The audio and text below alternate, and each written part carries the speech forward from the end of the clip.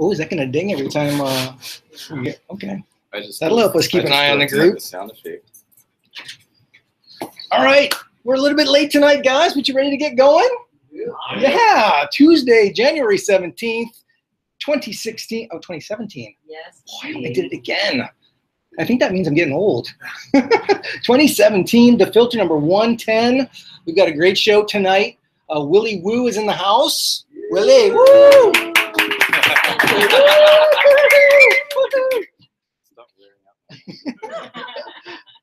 We are going to go around the world. We're going to go to China. We often go to China. Are you guys getting sick of China yet? No. Okay, we'll go to China. Russia. I asked this question earlier, but does everybody know where Vladimir Putin stands on Bitcoin? Well, we're going to see. Stick around. We're going to see what old Vladdy thinks. We're going to go to Switzerland. Does anyone know why we're going to Switzerland? Skiing. Davos? Davos, anybody? World Economic Forum? Oh, yeah. And, wow, check this out, guys.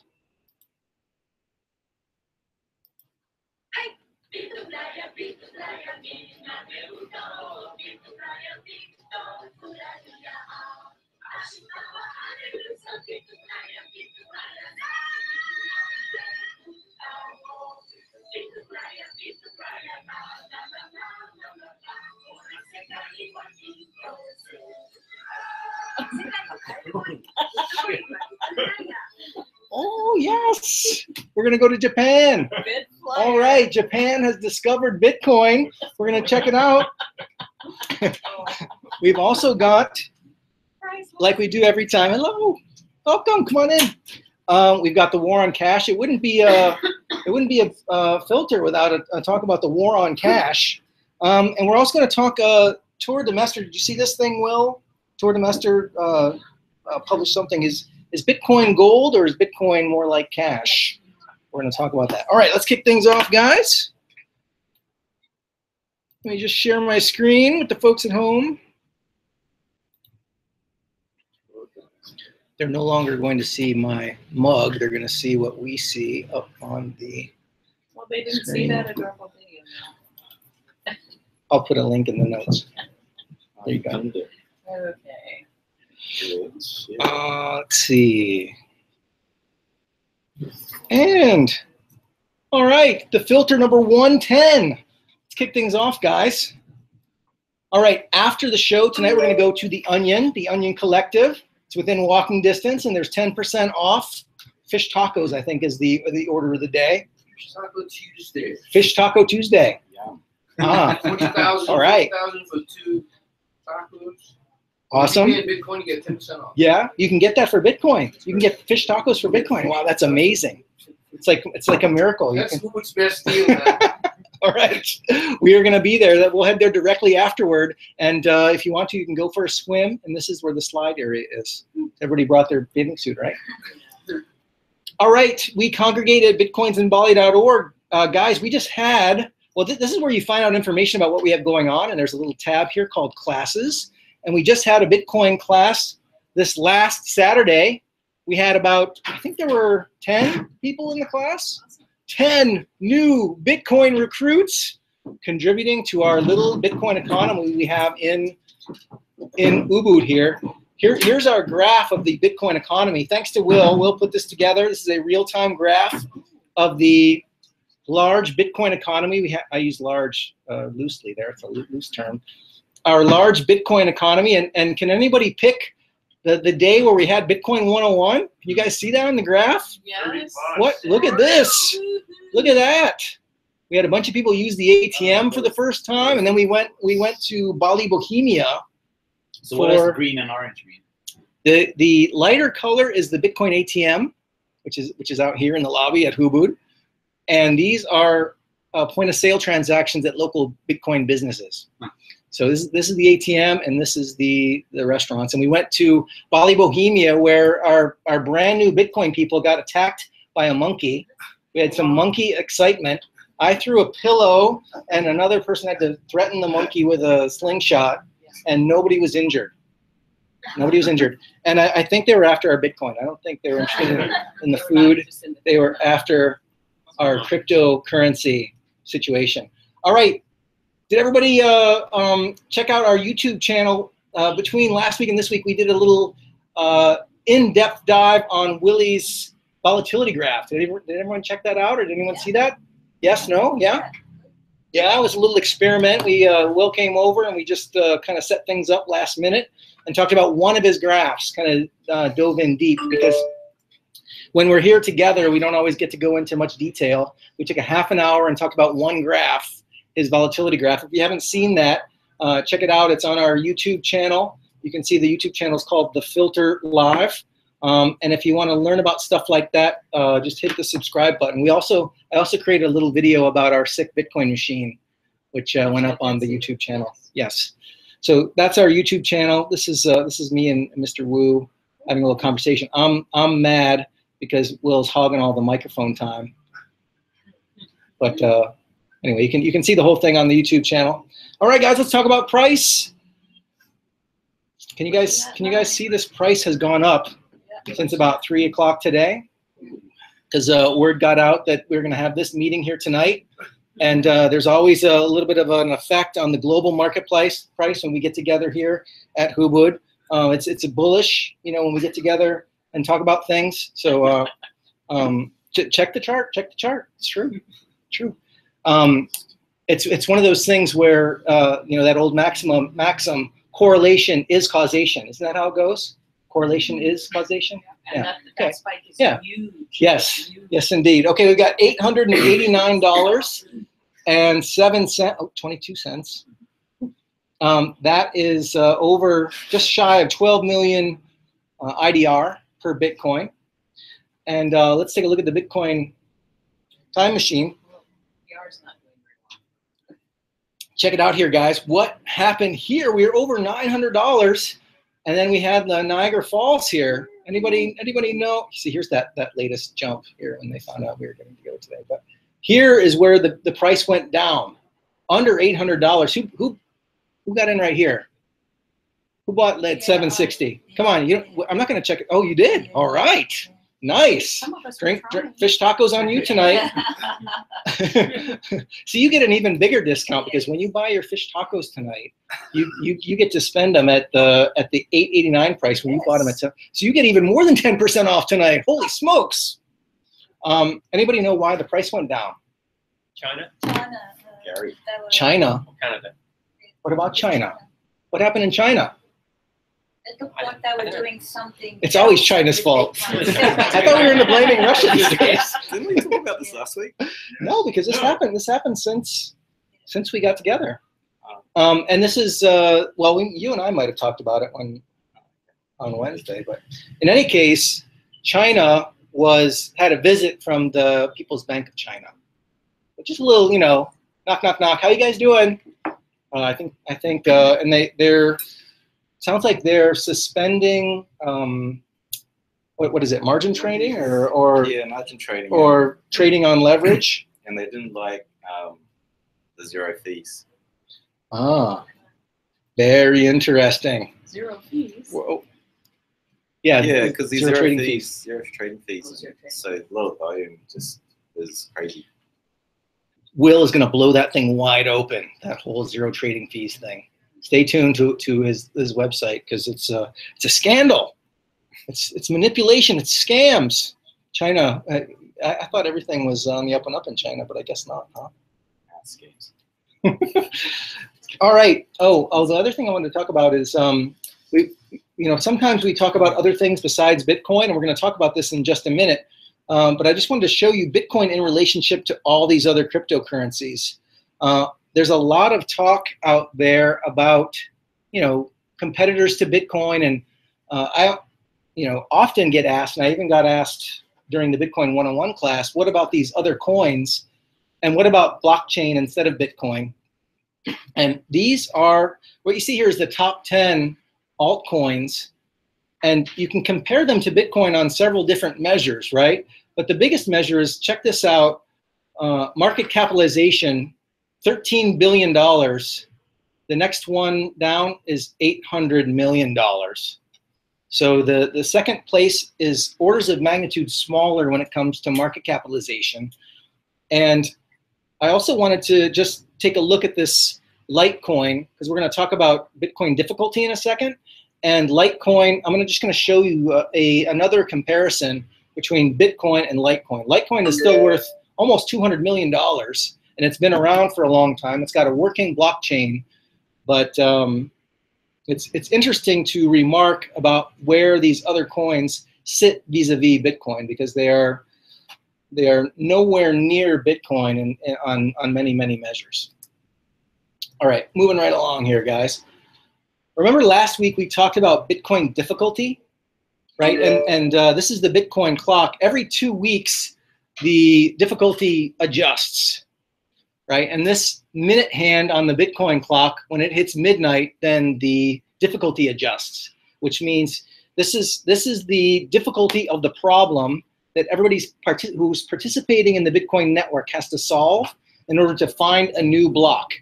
And because it happens every 2 weeks, right now it's at 6 o'clock. Next week it should be at midday, then at 6 o'clock again, and at midday. We're kind of on the difficulty cycle along with the Bitcoin clock here. Now, what's happening with the security of Bitcoin and the difficulty, right? Bitcoin's hash rate security is exploding.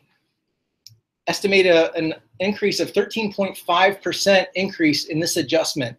Now, Bitcoin already represents the largest computer on Earth.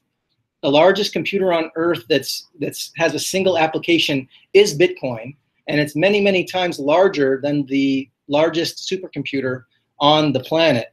And it's getting bigger by orders of magnitude, or not orders of magnitude, but by double-digit percentages. Let's see, where is it? Where? Can I see? Oh, I can't see this whole thing. Zoom out. Oh, what happened here? I can't. I'm just trying to see like this latest. Well, okay, it's not ideal, but you can see this. This red line is the difficulty. Can you make it smaller? Come on, minus, right?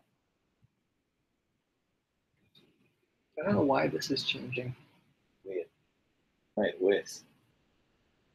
Thanks a lot, Will. There we go. Depends on which one you hover down below. It did? There you go.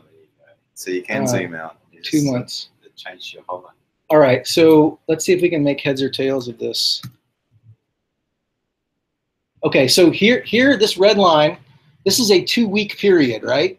And every 2 weeks, the difficulty changes, right? So if there's a lot of people joining the Bitcoin network, then the next 2-week period, it jumps up.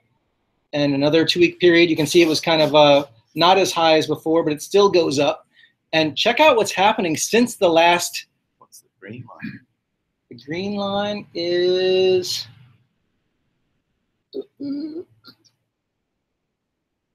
Hash rate. Estimated next difficulty. Estimated next difficulty is green. Oh, right. So. Oh no, it's top left up there. It's hash rate.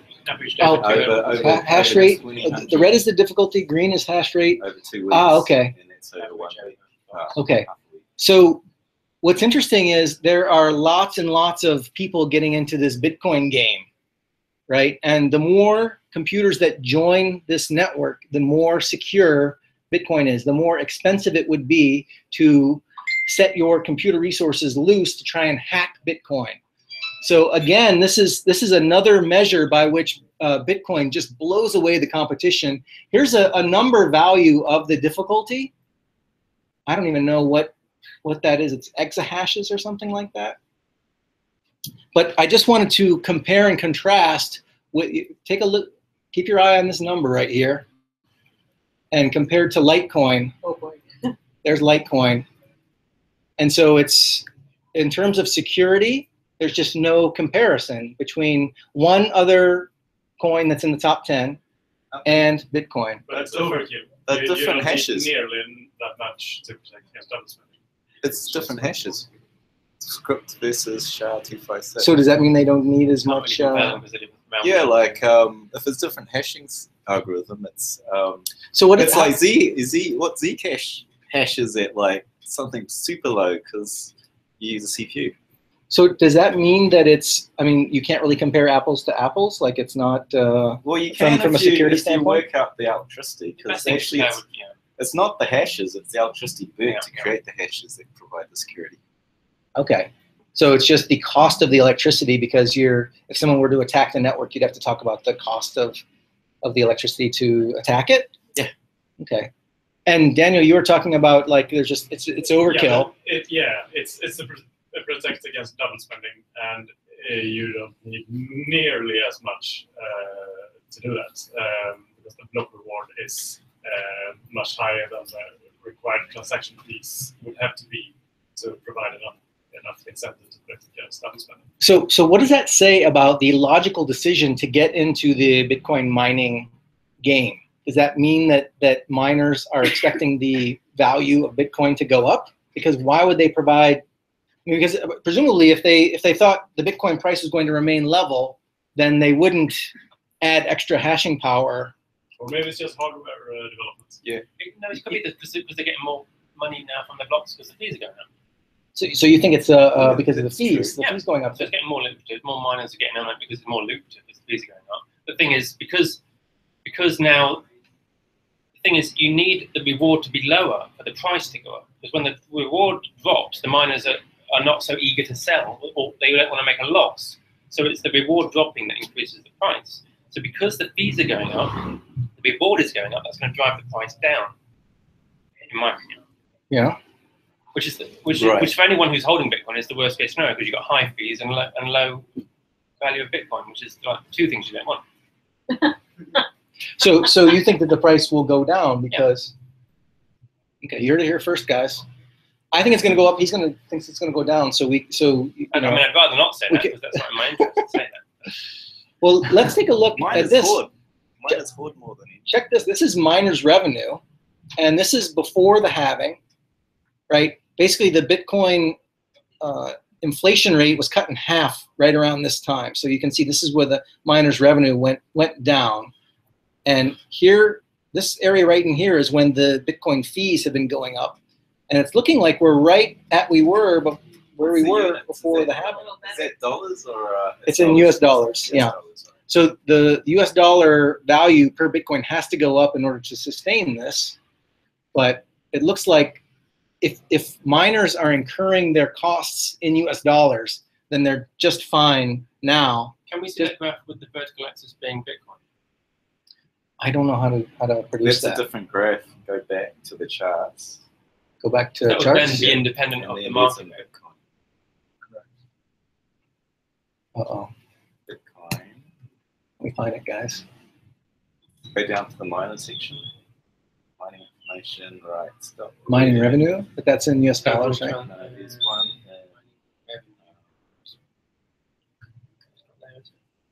I don't see it. This one's going to give us that same chart that we were I'll just go looking down at. a bit. What about network activity? Transaction volume. No, it's not. No. Well, you need to Well, in any case, we are at a time in Bitcoin's life where a fee market is establishing itself, and it seems to be paying the miners enough to get them interested to join the hashing power. And just in this last 2-week period, it has gone really kind of nuts. I mean, that graph that we were looking at is quite impressive. That's Litecoin. But you can see this, I don't know if you can tell the magnitude of these jumps.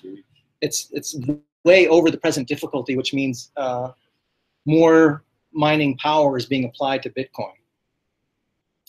Well, it's kind of ironic that all of that computing power is being put towards Bitcoin, but we still have a problem getting transactions into the block. We still have a delay in processing Bitcoin transactions, and the user experience is suboptimal, I would say. It could be Roger Ver's fault. They've just added 5%.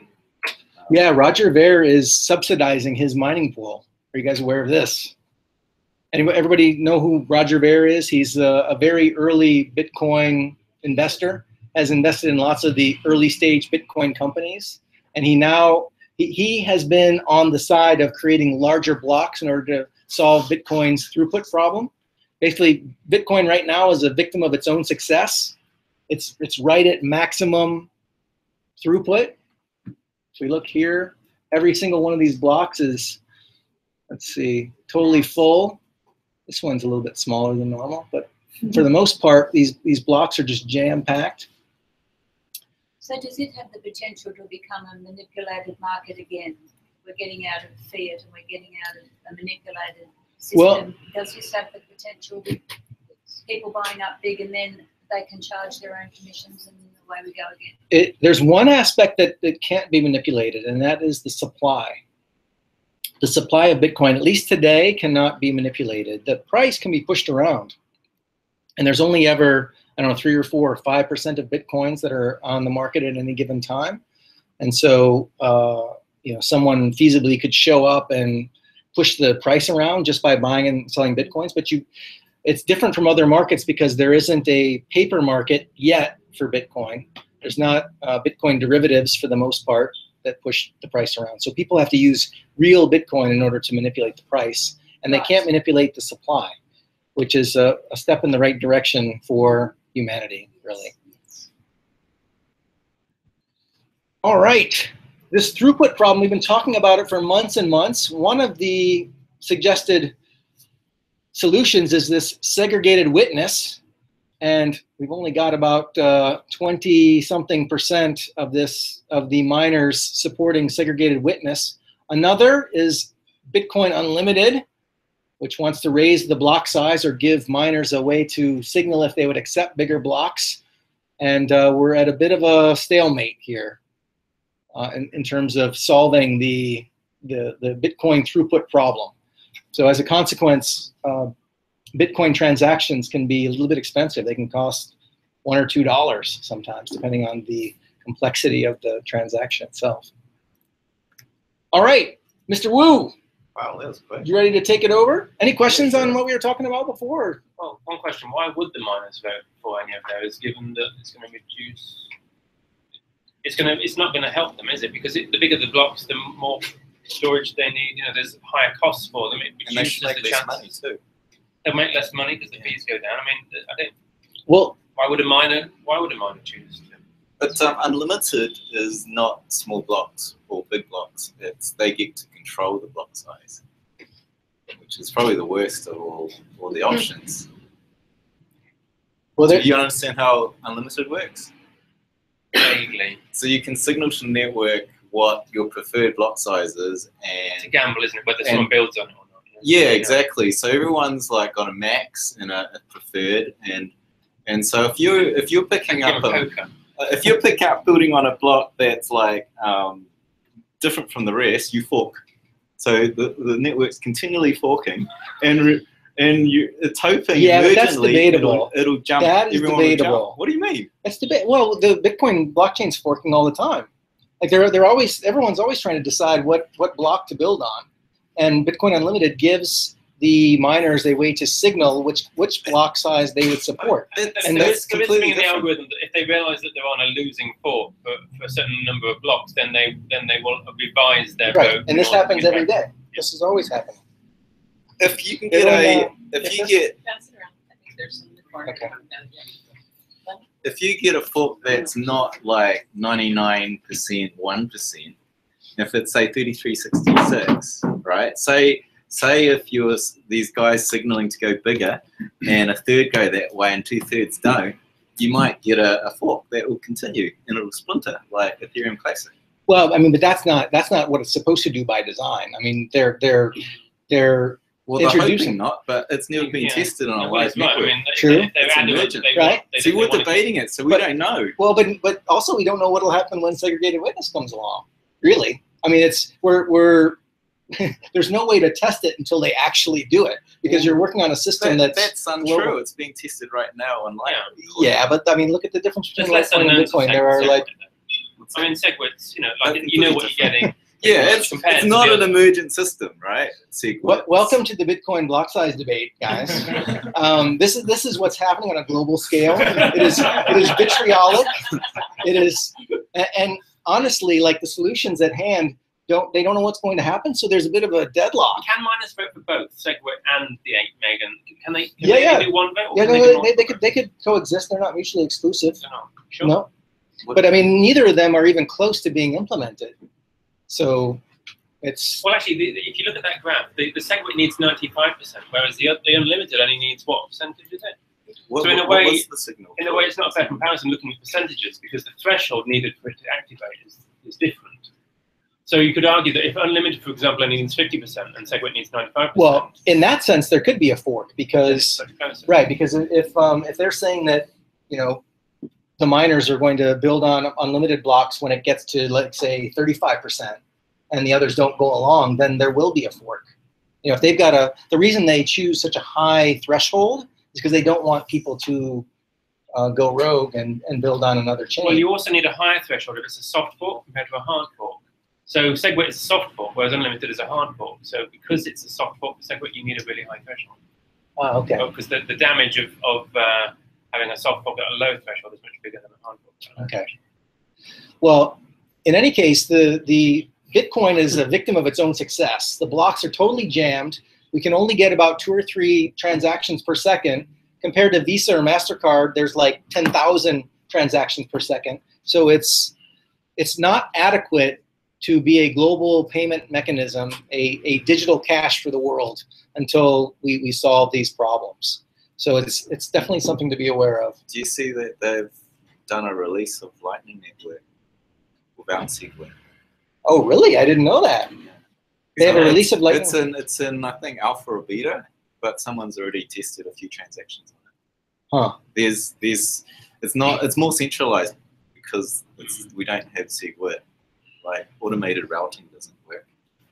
So you're trusting a third party? Yeah, I think so. That's my understanding.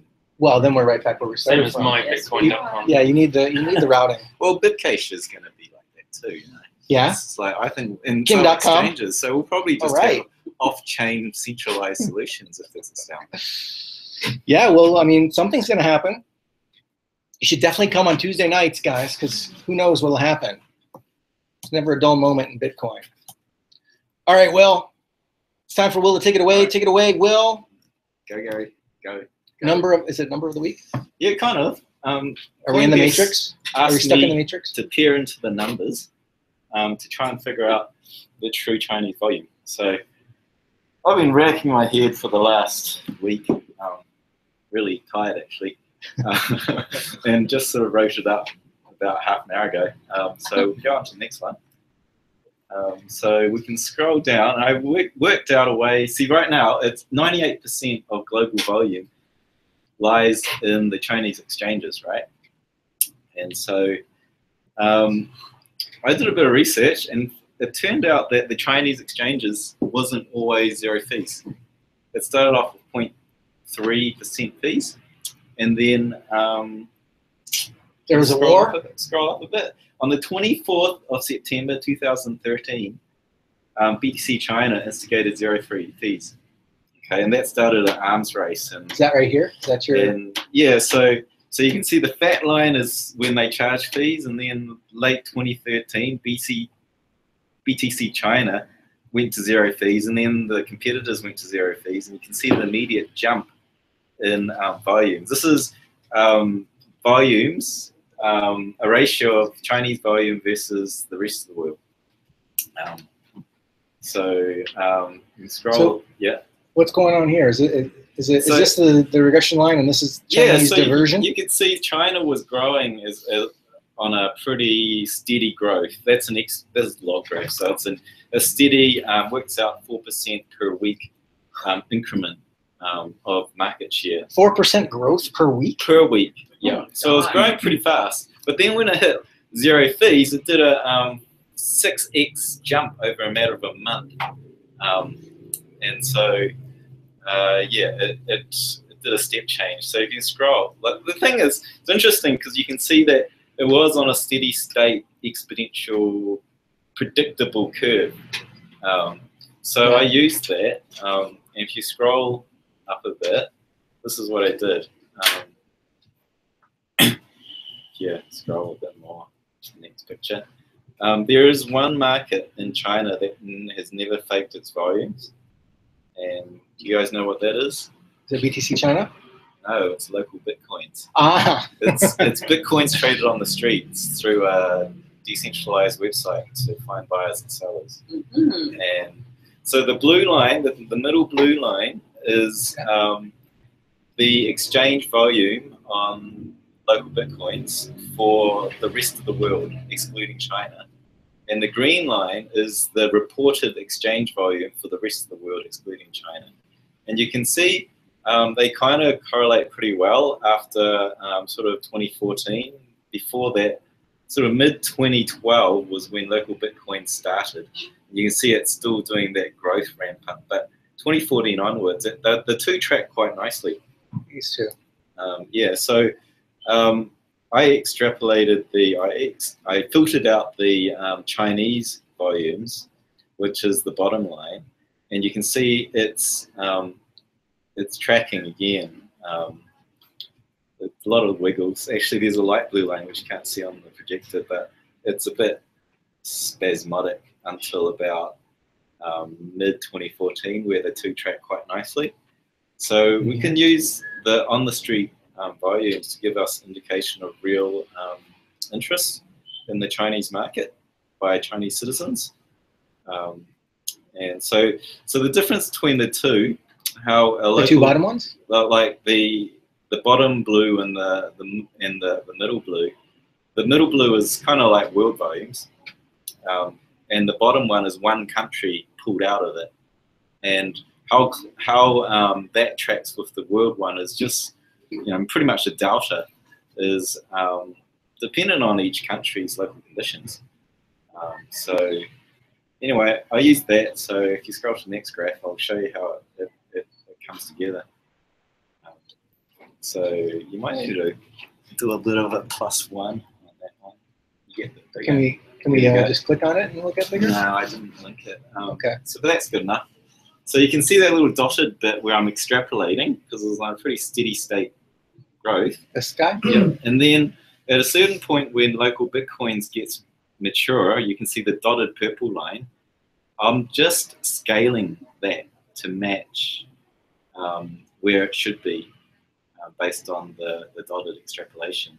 So I can posit the two together, and that gives you an estimate of what the Chinese volume would have been if they had continue to charge fees.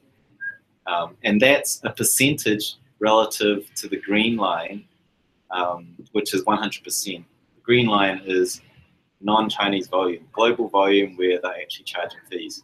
So you can see, right, by late 2014, it was 50% of the global market in China, estimated true volume. And then it exceeds it. By 2016, we're approaching 10x. Oh, this is logarithmic. Logarithmic again. So we're looking at what it would have been if something was different. If they continue to charge fees. How is this useful to know, though? I'll show you later. Okay. So we're all saying 98% of volume is China, and everyone's going, that's bullshit. And we want to know why it's real, and then we can do things with it a bit later. But let's scroll up a bit. Well, this is also why the Chinese regulators have shown up and said, things need to be more real, right? It's really topical right now. I thought they'd shown up because they want to drive the price down so they can violate again. Yeah, that's my theory. My theory is that regulating the Chinese Bitcoin exchanges so the Bank of China can then buy it as a reserve asset. You want to regulate it before yes, they need to get their reserves. Trump calls China a currency manipulator, and yeah, so America's probably the biggest, right? Yes. But yeah. Trump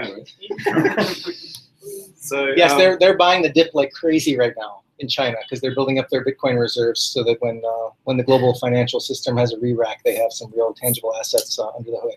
Yeah, gold and digital gold.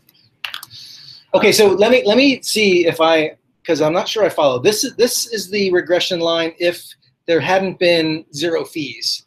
And this is the difference because the fees became zero. This is a logarithmic graph, so it has peaked out at 10 times, 100 times. 100 times the normal volume. And you're saying that's because they charge 0 fees and there's some gaming going on. You're not trading real Bitcoin. You're trading on the exchange. It's paper Bitcoin. And so to say that 98% of the volume is Chinese is BS. Yeah. So, and now the People's Bank of China has shown up and they said you can't do that anymore. It has rocked the market and sent it down 20%, but it was fake anyway. pretty much. So now we can scroll the next bit. So this is a graph of reported volume, which is supposedly fake, and my estimations of real volume, which is the solid green line. And you can see the difference in non-logarithmic terms. That's just perfectly scalar. This is just linear. So that's yeah. I mean, it peaks at something like nearly 40 times the real value, right? So. And I think you and I talked about this offline, where it's people are trading just amongst themselves so that they can get to a certain threshold so that their fees when they withdraw is less. Yeah, right? so you guys understand why the volumes are fake? It's like, because you can buy and sell and it's free, how they make their money is when you withdraw out of the exchange, they charge 0.5% fee. But that 0.5% drops. It just trends towards lower fees the more your traded volume is. So you can write a bot that goes buy, sell from yourself and clock up millions in volumes to get that volume up so you can withdraw cheaper, right? So they're incentivized to rack up volumes, and it costs nothing to rack up volumes. Do you think there's any price manipulation with all of this? No, trading? it's all true. But it's like But I mean, is it a Willy bot situation where there are insiders like trading against each other, trying to fool real people into thinking that the price is higher than it is?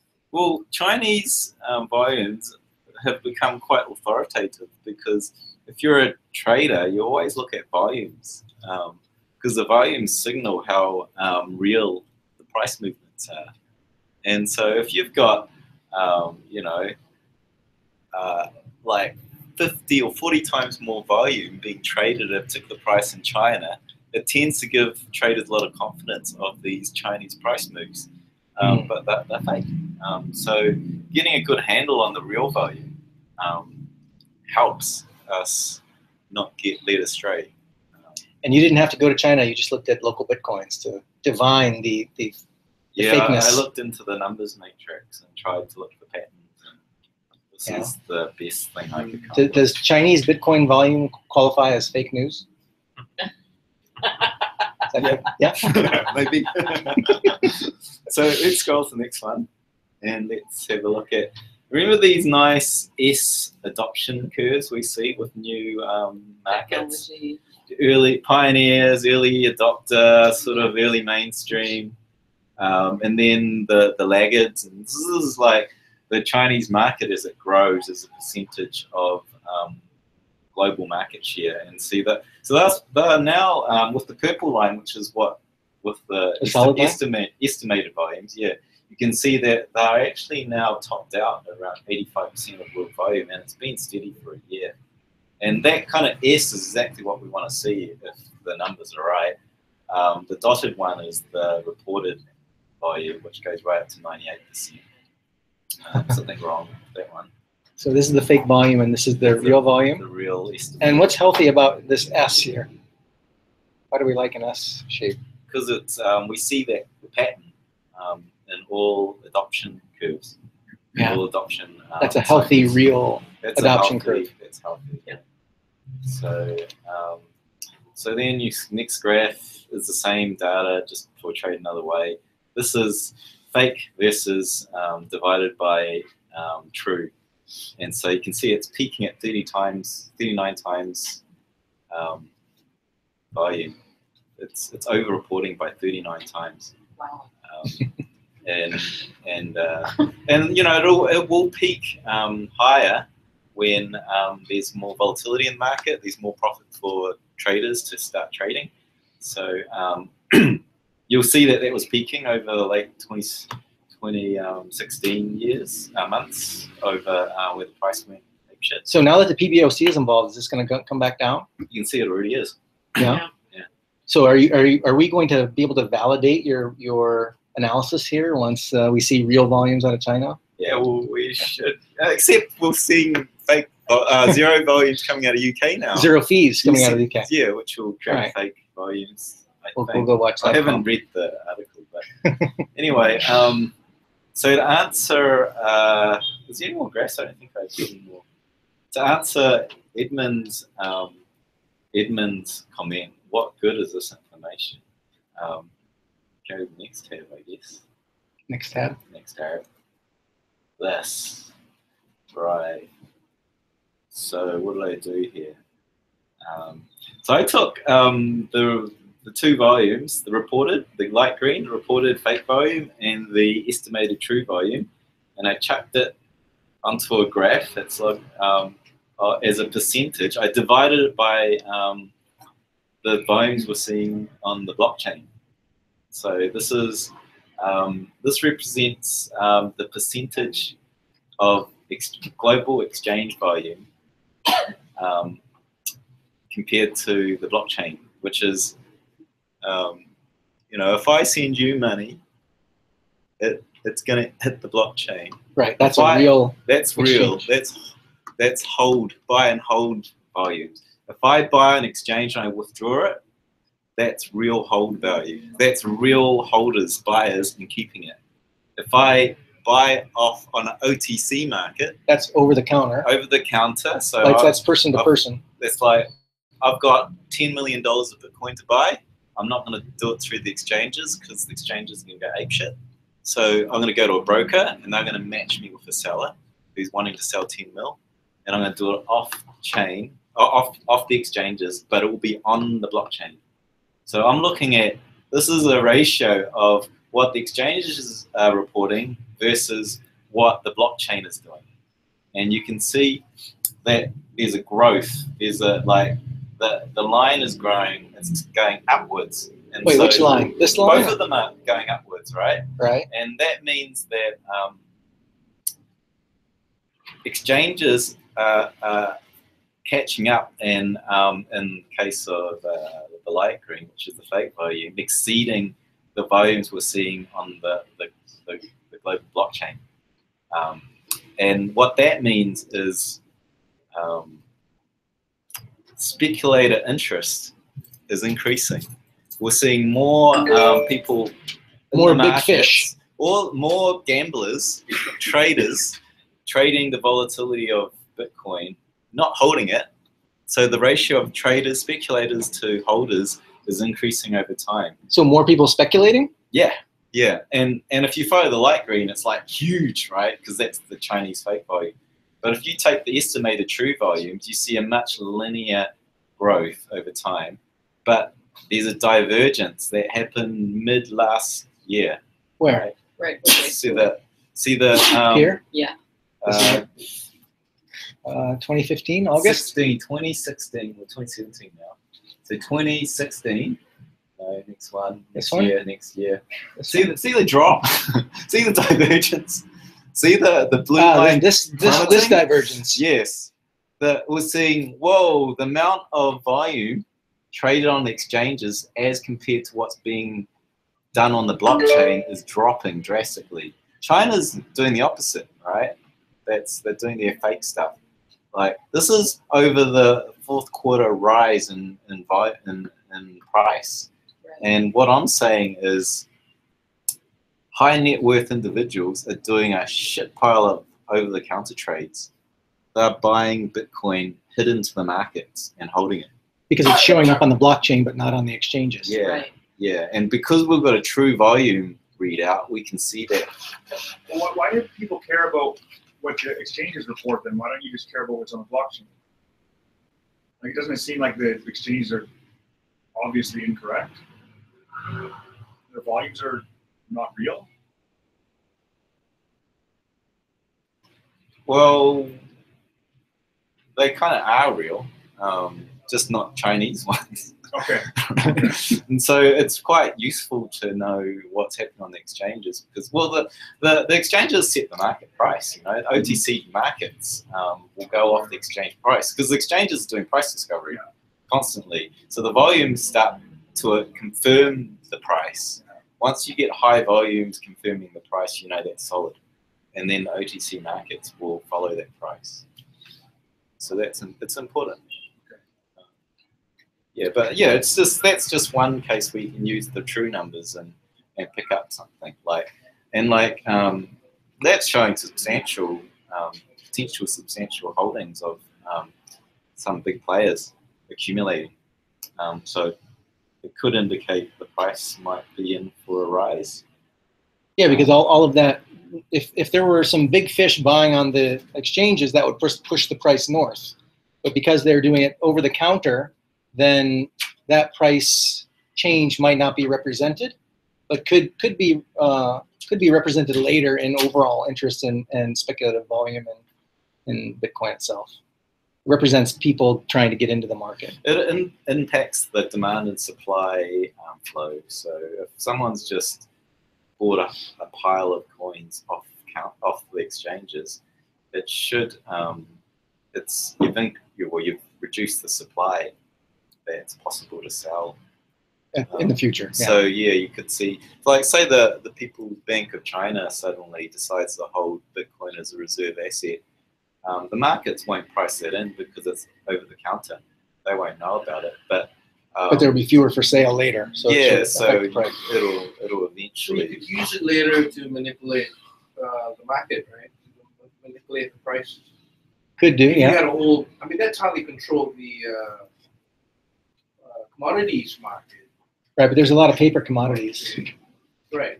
But yeah, you would need real Bitcoins in order Right to push now, them. people are like, you're stocking up on Bitcoin quietly away from the exchanges, and we're looking at this, right? We're not looking at the blockchain, we're looking at the exchanges. And we're not seeing all these hidden transactions going. So someone could be stockpiling it like big time, and then waiting for the right time. Well, I'm trying. Yeah, I'm gonna do. I'll try. I'm not sure if I'll do it, but like, if I can find enough data on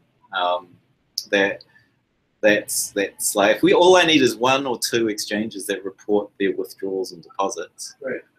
I can use that to be like a proxy for all of them, and I can estimate their true volume that's being traded versus the volume that's been pulled out.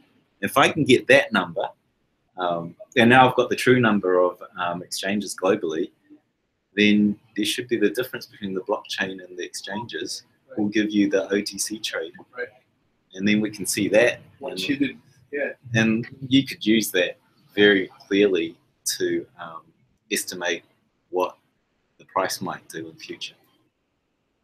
So You can put that into your crystal ball. yeah, it sort of goes back to that first slide. There's all this data out there, and all you need is to try and make sense of it, and it's telling you what's happening in the markets before it happens.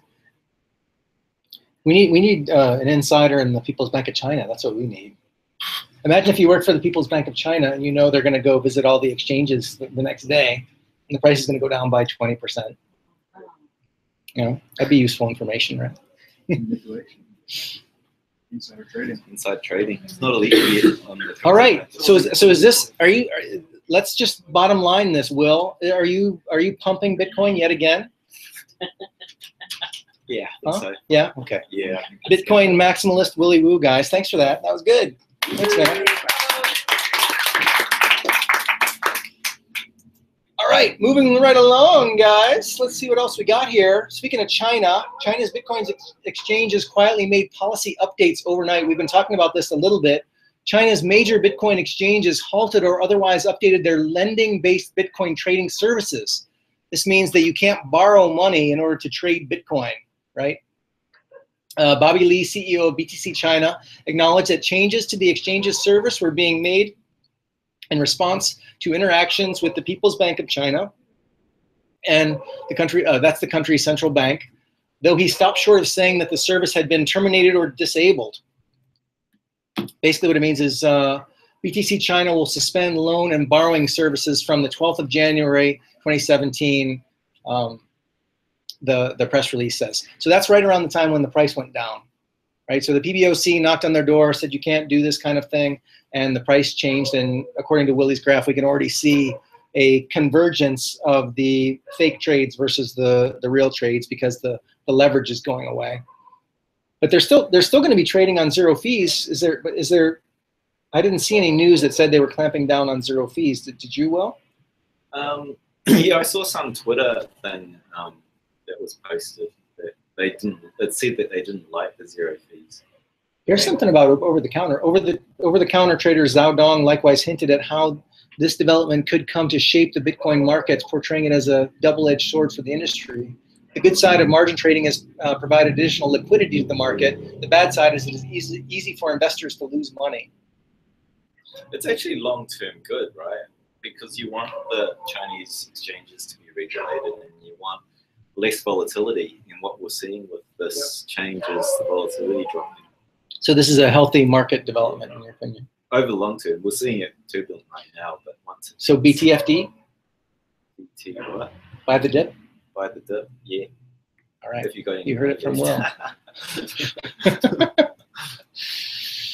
All right. Did you see this story? High-speed traders are taking over Bitcoin. China rears its head again. It's the golden age to be a Bitcoin in the Bitcoin market because it's imperfect, said Zhao, a former IBM technology consultant whose firm FinTech Blockchain Group runs a Bitcoin hedge fund and venture capital fund. Forget libertarians, speculative individuals, investors, and Chinese savers trying to spirit money overseas. The reality is the professionals armed with cutting-edge technology now drive as much as 80% of Bitcoin trading, mimicking trading strategies honed by some of the biggest players on Wall Street. To them, Bitcoin is just the latest asset class ripe for conquering with machines. The machines are taking over, guys. Let's see, do you understand what he meant by imperfect? Yeah, it's basically a wild market that's got a lot of inexperienced traders in it. Yeah, the market is inefficient. Right. So it's not pricing in the true price. It's distorted. Right, and they can probably push those distortions even further than they already go, and basically go fishing in a very shallow pond. Wouldn't you say? I mean, if you're in there trying to trade against trading algorithms that were honed on Wall Street and being applied to the Bitcoin market in a high-speed trading context, aren't you likely to come out a loser? Yeah, I guess that's saying that Bitcoin trading is like it's a casino table with noobs at the table. Yeah, lots of noobs. What else did I write here? Bitcoin has a natural advantage when it comes to automated trading, said Chen30, whose Beijing-based BotVS allows clients to run live trials of their Bitcoin algorithms on 23 exchanges. Let's see. Yeah, basically, I always assumed that this was happening already, but I don't think people are talking about it. This hedge fund guy said, though, that he's making 50% on his money. Per I'm not day, sure. per week, per year. I don't remember. Let me see if I can find it. There it is. Chen says he's generated annualized gains of 50% for his own account. That's terrible. Though he declined Bloomberg. Yeah, is that bad? That's terrible. That's shitty. Also, for half that in cash, Will, if you're opening up your own hedge fund. Considering the amount of risk you got, I've seen way better funds. So. Yeah. All right, moving right along here, guys.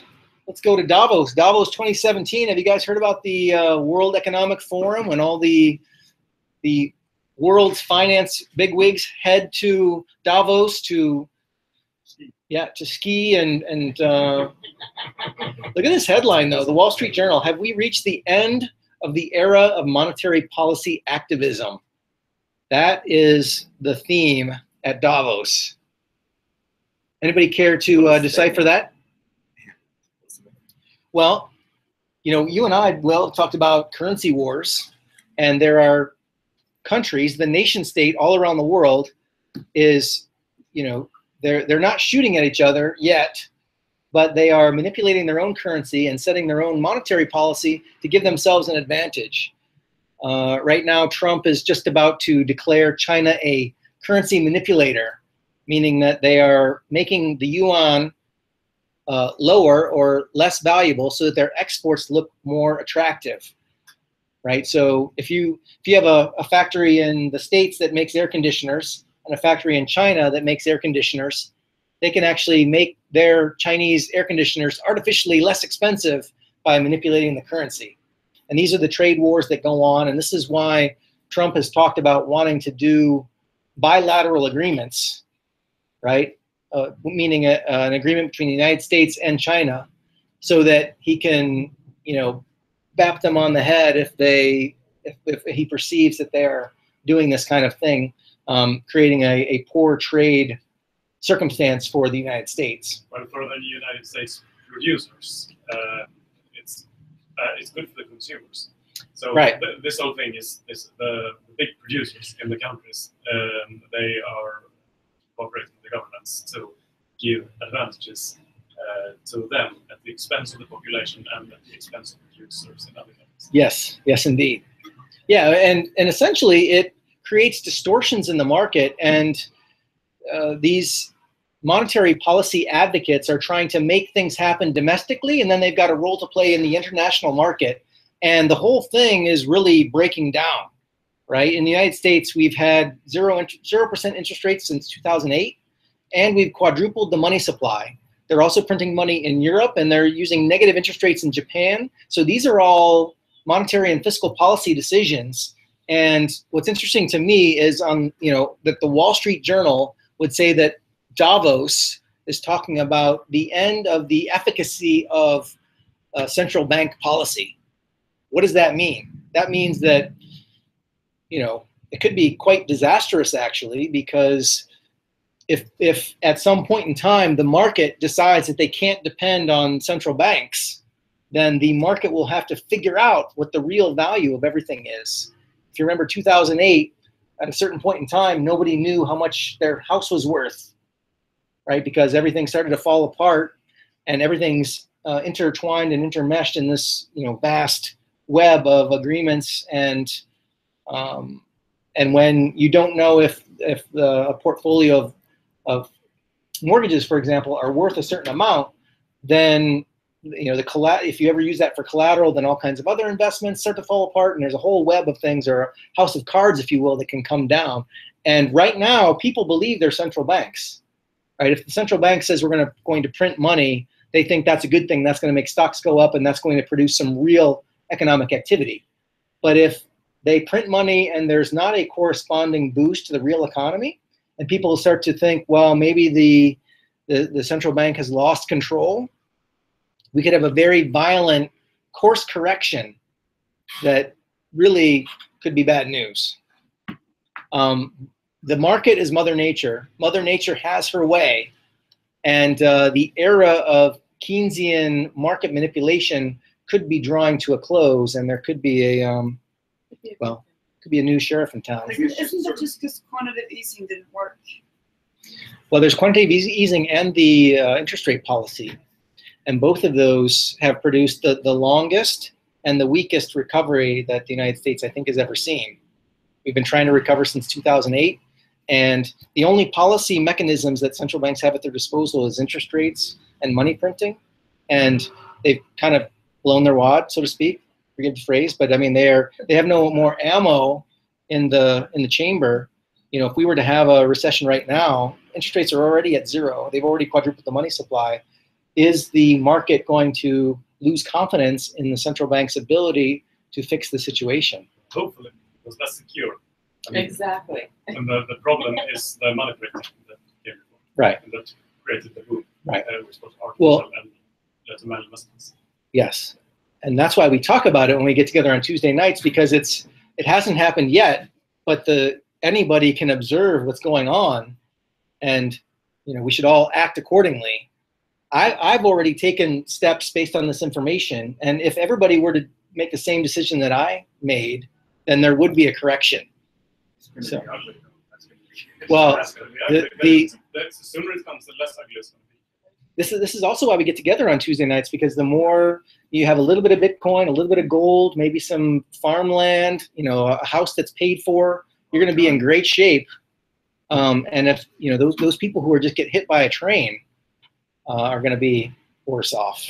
Can I ask a question, Gary? In the event of that happening, the reset and values being where they should be, we know precious metals and the manipulation of keeping low, where that would go to. But how does that affect Bitcoin? I'm only new to Bitcoin, so we're often looking at what is the US dollar value of what I'm buying today. It's still valued against this system that crashed. What would that make the value of the Bitcoin? Is it based on what we were saying before? If, let's say, people have bought a whole lot of it and the volume isn't there. Is it an inside value for Bitcoin within Bitcoin, or is it affected by a market that crashes as well? Well, everyone needs to make that evaluation for themselves. Yeah. But if you believe that Bitcoin is a repudiation of the existing system, or is perceived by the market at large as a safe haven, then all things being equal, Bitcoin price should go up. Well, undoubtedly, it's reacted in all past instability. Yes, in the past, Bitcoin reacts to market instability by going up. We've seen it go down 20% because of something other than a value, a currency value. China purporting to do something, so it dropped 20%. But if we see an actual value of an old system resetting, you're saying that that could then make it go up, not down in relation to that. Well, before the 20% drop, we saw a 30% climb because the yuan was dropping against the US, right? So that drove the price of Bitcoin up in a matter of weeks. And before that, we've seen like Cyprus and Greece, whenever Brexit, whenever things have hit the fan, it's shot up. It's shot up. Yeah, so just wondering when to buy in. If you've got a whole lot of money to put into Bitcoin, would you wait for the reset and then get in, or just be in now because it could go up? If there's a reset, I imagine Bitcoin would go apeshit, like tens of thousands. Yeah. So it's better to be in rather than wait for it.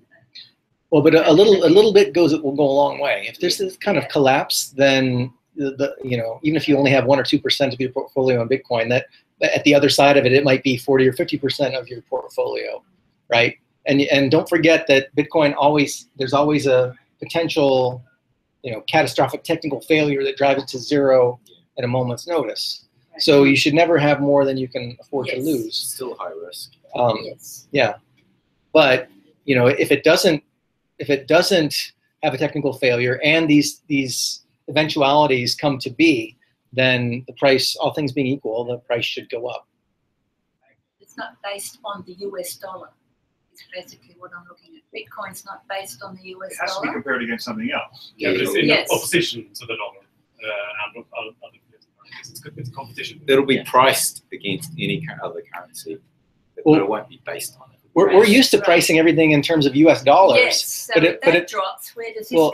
But the U.S. dollar is fictional, right? And if the U.S. dollar could become very, very volatile, in which case you look for another way to count. We should never have more U.S. dollars than you can afford to lose. Kind of. Thing is, it's hard for people to make that decision because they've been using U.S. dollars for their whole life. Or the currency they use has been pegged to the dollar or related somehow to the dollar. But that doesn't mean that because your entire life you've been using dollars, it doesn't mean that something crazy can't happen. They might withdraw the $100 bill, like India and Venezuela. And Australia's just about to do that too. It's just a moving peg. We're just moving the peg. Like the last time we saw a massive crash in 2008, like a lot of people were buying gold, but what actually happened was the US dollar went crazy. It went way up and gold went way down. And there's a lot of secondary effects, right? So, the markets are controlled primarily by people on Wall Street. And they're hugely under-leveraged, hugely in all these sorts of markets. And the first thing they do is exit trades back to US dollars. So US dollars goes apeshit. And what else do? They sell their gold to liquidate so they can pay off their lost positions. So you can't just easily say this is going to do this or that's going to do that, because those secondary effects have huge impacts. So yeah, I mean, most likely, if we see something, we'll see markets go all over the place. And if you're, say, if you're in over your head in gold and something and it crashes, and you've got debt, that might not be the thing to do. You might have kicked yourself saying, I should have been in US dollars because that was a momentary X number of months. Right. Well, and this is why they talk about having a diversified portfolio, because a diversified portfolio is kind of like a balloon animal. You ever seen the clowns? They make a balloon animal, and like you squeeze the tail and the head gets bigger. Like that's kind of what a diversified portfolio does. If gold, if gold changes, then it should show up in another asset class, getting larger, right? Do you guys have a Bitcoin hedge? Monero, right? Monero. Would that be the pick? That's my pick. I don't know why I pumped it. I even like it. All right, here's the New York Times talking about Davos. China Z takes spotlight at Davos as U.S. makes transition. Check it out. All of America is getting ready for Trump's inauguration this Friday, and meanwhile, Davos is happening, and China is taking the world's most elite annual gathering by storm, according to the New York Times. The bumpy run-up to the Trump administration, Trump's poll numbers are low for an incoming president, has given the Chinese leader a convenient opportunity to advance his goal of giving his country a more assertive leadership role on the world stage. So again, if there's a global economic event, there will be the world vying for some sort of new system. And one possible new system is the IMF. IMF riding in on the white horse, saying we've got special drawing rights and we'll make all kinds of loans, and they will denominate their loans in special drawing rights and somehow determine what the basket of currencies that support the special drawing rights is made up of. And so what it's not made up of. So this past year, they put the Chinese yuan into the special drawing rights basket of currencies, and now here's the president of China making waves at Davos, trying to increase his standing amongst the global financial powers that be. And meanwhile, Donald Trump says the U.S. will never default because you can print money. Have you guys seen this? Oh my God. What? He's the king of debt. What's the matter? You just print the money. That's like Donald Trump declared Monday the U.S. never has to default on debt because you can just print the money, while trying to clarify his strategy for managing the national debt. Trump insisted that he never said the U.S. should default or attempt to renegotiate with creditors, as has been reported. Here it is. People said I want to go and buy debt and default on debt, and I mean, these people are crazy. This is the United States government, Trump told CNN's Chris Cuomo on New Day. First of all, you never have to default because you print the money. I hate to tell you, okay? It's pretty transparent. Now, You need the wig. He's being But it's facetious. true. no, I don't think so. Yeah, he just I don't think so. Alex Baldwin's got some competition there. this reminds me Well- of my little brother, who, when my mother said when he wanted a toy, "Oh, honey, I'm sorry, we can't afford it," he's like, "Why? You have a book full of checks." Well, the scary thing is he if he's going by what has been true for the last 15 years since the Gulf War, or since 2008 especially, I mean, we've quadrupled the money supply but haven't realized that same amount of inflation, and that's because we can just print the money. And we've got the petrodollar and a military that can back up our standing, and it's And the value of that dollar. it's a very there's a lot of hubris. Real buying power. Yeah. And it is true, we don't nominally default, but if you double the money supply, then it's twice as easy to pay your debts, and that is a default. You're paying less than you actually owe. And Well, hold on. Why are you like normal countries can't do this, but the debt's held in US dollars, right? Mm-hmm. Yes. So, Yes, you can print it Who and pay it. makes the gold makes the rules. Yeah, so you're as you print the money, you're actually just inflating away your debt, right? Yeah. You don't Yes. even have to use it to pay the debt. No, it's true. Well, and everybody that holds U.S. debt is kind of on to this, and they are looking for alternatives. And China holds most of it, right? Yes. Did you If see the Trump? currency gets inflated, then you want to be holding US debt. Well, it's easier to pay off the U.S. debt. Any Yeah. debt denominated in dollars becomes easier to pay off. So you want to, yeah. So if you're going to have any debts, you want it in a currency that's inflating. Yeah, but you, Deflating, because the value of that debt's going up. You want if you're holding the debt, as in you lent the money, you Yeah. want it to be If, worth if more. I've got $1,000 debt and the currency is inflating, that $1,000 Oh. is becoming less worth. Oh, I thought when you say Right. This is how the U.S. holding more debt easily. is buying the debt, not in debt. They're opposites.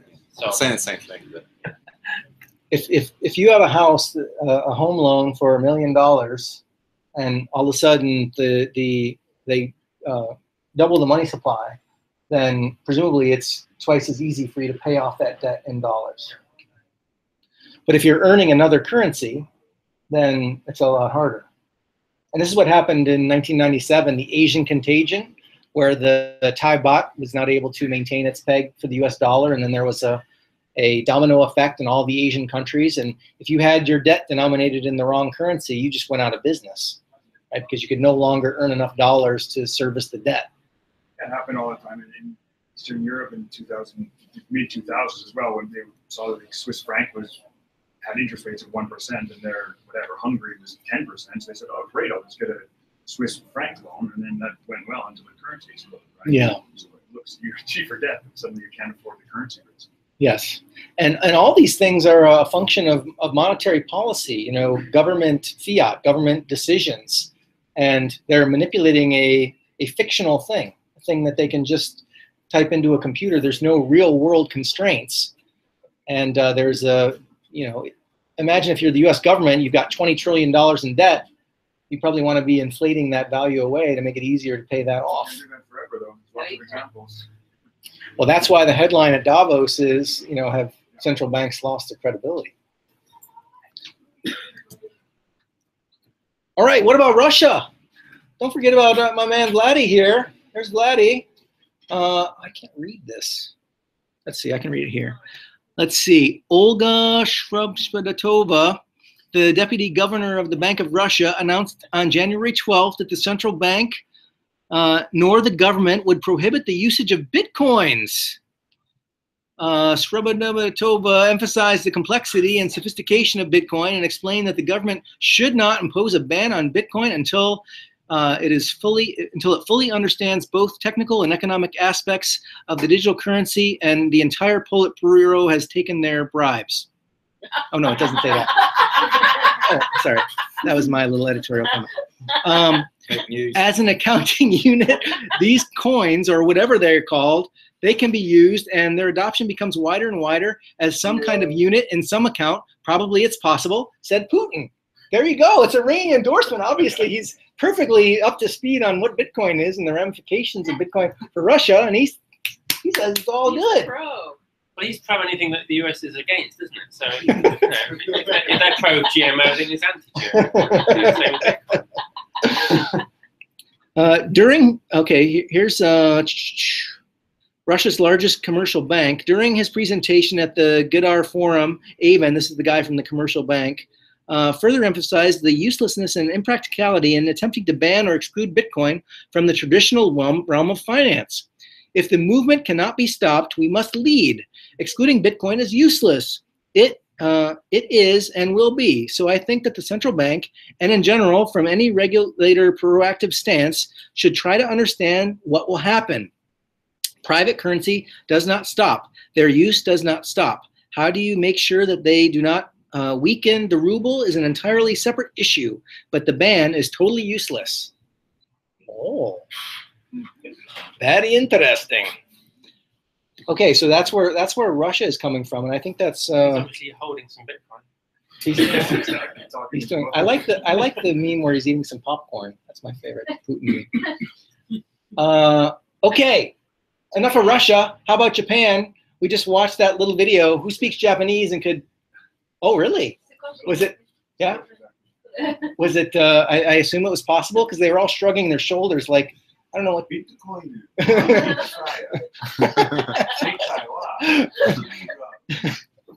Well, what's interesting is Japan is one of the world's largest economies, and they are a largely cash-based culture.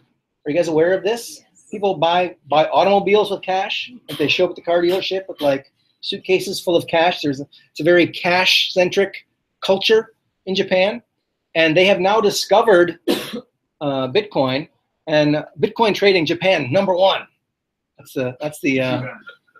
Everybody in the Bitcoin space is going nuts over what's happening to Bitcoin exchanges in China and looking closely at the sudden fall of trading volume in China.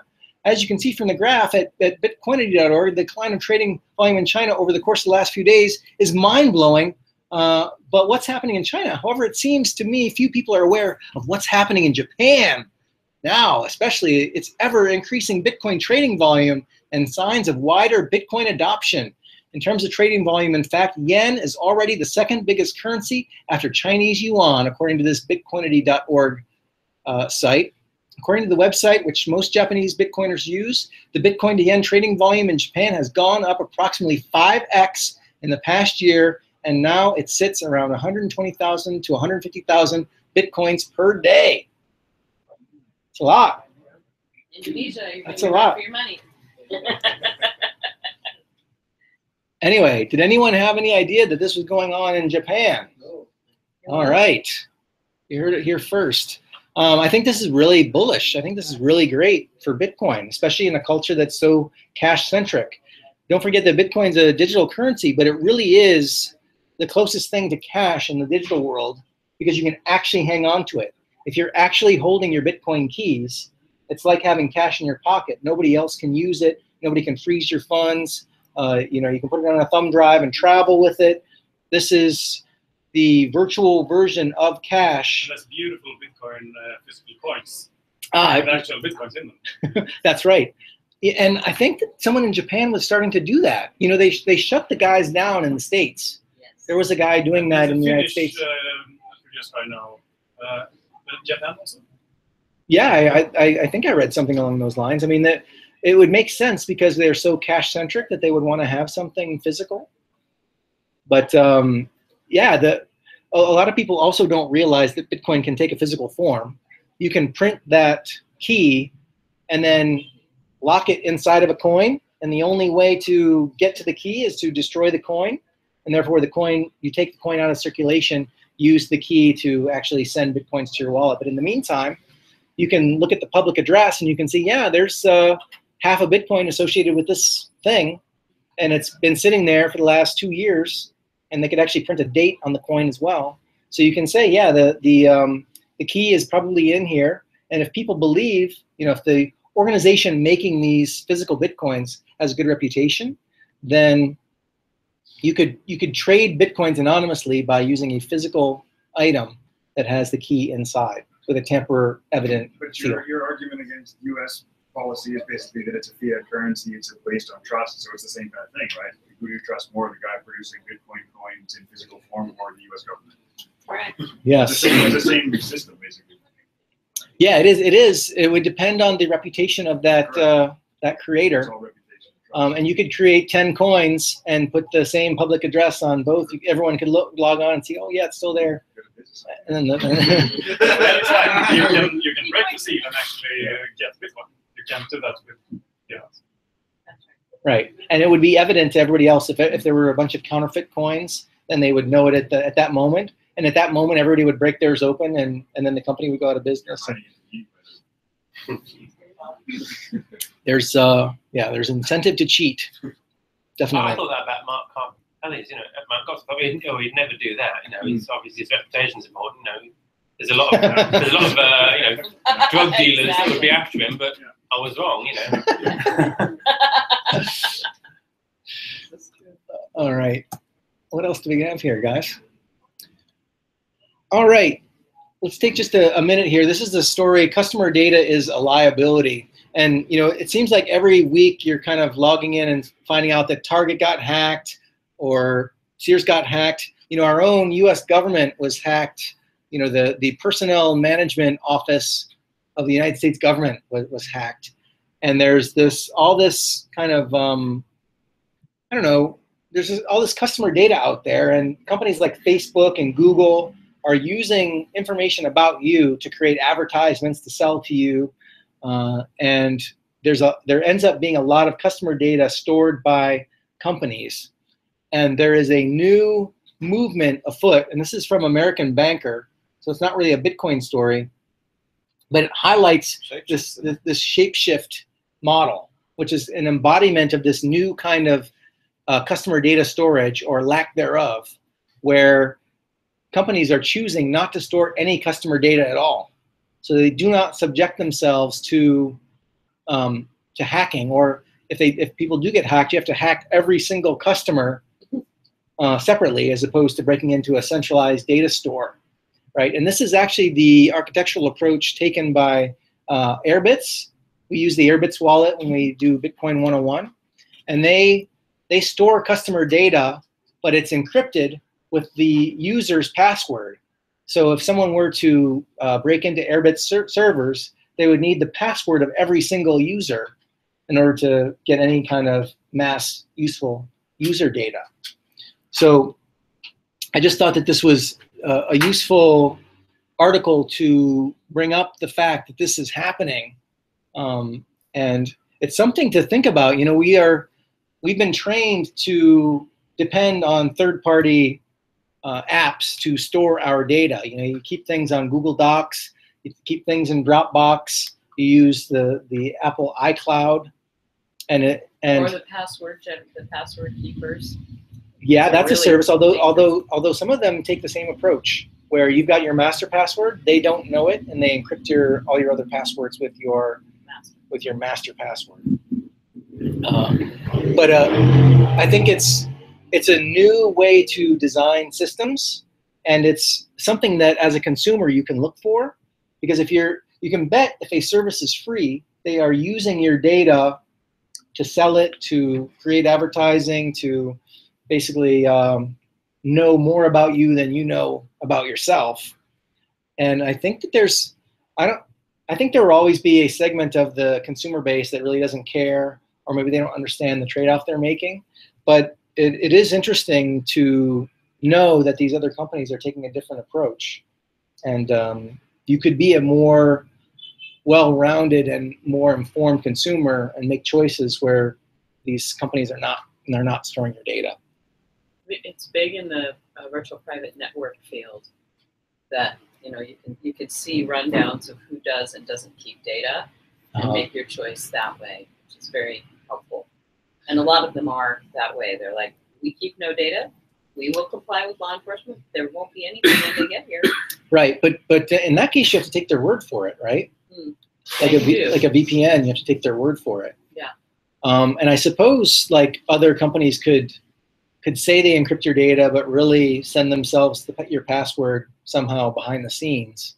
They could. But with a VPN, you just have to take their word for it that they're not keeping logs. But they do, in many cases, in many jurisdictions at least, have an incentive also for themselves. It's good for the VPN service also to not keep customer data, because that makes them less of a target. Right, yeah. More vulnerable.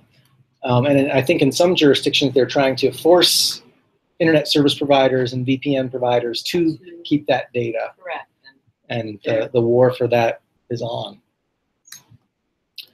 And this is getting very insidious now. Apparently, they're tracking your microphone on your phone now, which is why, you know, you were talking to a friend about something, and the next day you get pushed an ad. So wait, is that really happening? Because I've experienced this myself, where I'm like scratching my head, like I mean, this could be a total conspiracy, but I was talking with my friend about apple cider vinegar. Like I had a conversation. I know I didn't search for it. I was talking about how it's really expensive in the supermarkets here. Like, I didn't search online for it. I know I did not search for it online, and yet I started seeing advertisements for apple cider vinegar in my Google, like turn your microphone.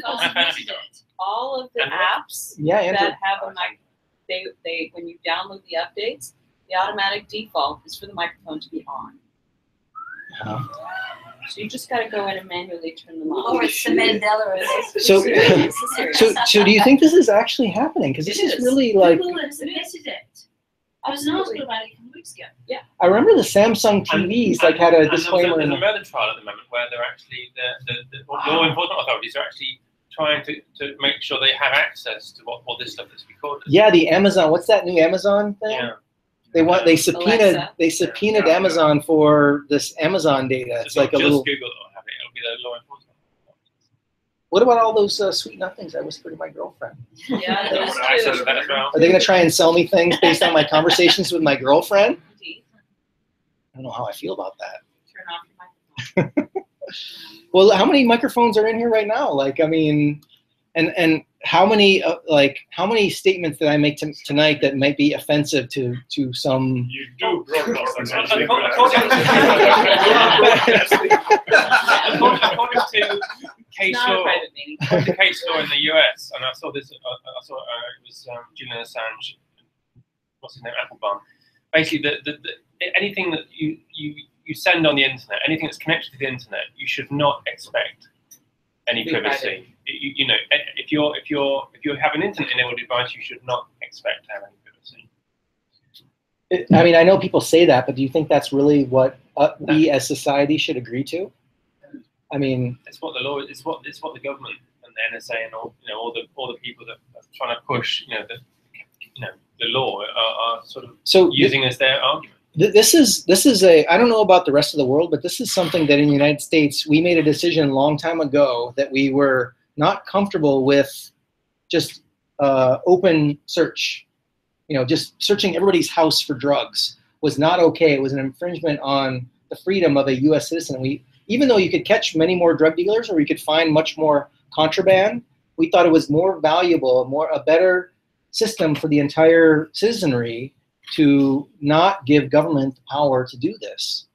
And the Fourth Amendment of the United States says you have to have a warrant, you have to know what you're looking for and where it is. When you get a warrant, like if someone wants to search your house because they think you have drugs, they have to say, we think they have marijuana, and when they think they're keeping it, you know, in a certain place. And it seems to me that this is like kind of going away. You know, because we don't keep things. We have a lot of digital things now, and they're not necessarily, you know, behind the door of our house. But I would say that most, you know, they in law they talk about the expectation of privacy, and I mean, we all know that the NSA is watching and listening, and it's funny. I've had conversations with my mom where she's like, "Well, we shouldn't talk about that," you know. We shouldn't talk about Bitcoins while we're on the phone, you know? And it's like, seriously, I mean, it's problematic. Like, shouldn't I be able to talk to my mom about Bitcoin? Like, am I going into some database or like going into some special file because I've mentioned Bitcoin and, you know, some bot has recognized that, my speech, you know, and put me in a certain category, and are they going to recognized apple cider vinegar? Yeah, well, that combination of Bitcoin and apple cider vinegar is like very dangerous combination. That's the business Gary can sell ACV for Bitcoin in Bali. ACV? What? Apple cider vinegar. Ah, yes. All right. Let's do it. Tinfoil advertisements from now. Untraceable apple cider vinegar. Yes. All right, guys, that's all we got for tonight. We're out of time. We do this every week at 5 p.m. at hubud.org. These guys are nice enough to give us a place to meet every week. And if you're listening online, we hope you'll visit us in person at the lovely bamboo structure that is Hubud. If you want to find out what we've got going on online, before I get to that, we're going to The Onion after this. 10% off fish tacos. Best deal in Ubud tonight. We're going to head over there directly after the meeting tonight. We've also got our YouTube channel. If you subscribe, you can see little things that pop up because, you know, we publish this meeting directly to YouTube every week, but sometimes there's a few extra things in there. So make sure you subscribe to our YouTube channel so you know what's going on there. We're also on Twitter, hashtag Bitcoins in Bali. You can follow Willy Woo at DangerMouse117. He's got a lot of good things going on there. Don't forget to check Bitcoin classes and bitcoinsinbali.org. And last but not least, our Facebook group, the Bitcoins in Bali Facebook group, is where we do most of our chit-chatting online when we're not together in person. That's all we got for tonight, folks. The filter number 110 is in the bucket. Thanks for coming, and we'll see you again next week, 5 p.m.